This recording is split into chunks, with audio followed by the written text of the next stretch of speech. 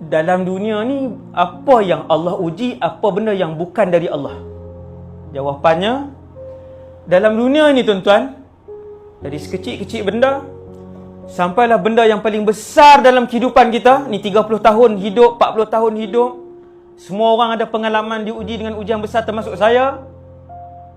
Nabi kata, sehinggalah kamu berjalan, tiba-tiba jari kamu terkena satu duri. Kecil saja dia punya calar dia. Itu juga ujian daripada Allah Subhanahu wa ta'ala, kata Rasulullah.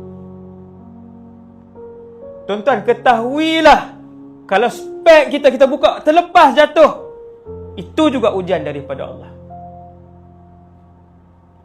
Apabila manusia beriman itu sabar, maka dia mendapat markah ketika itu. Tuan-tuan, jangan terlepas pandang benda-benda kecil.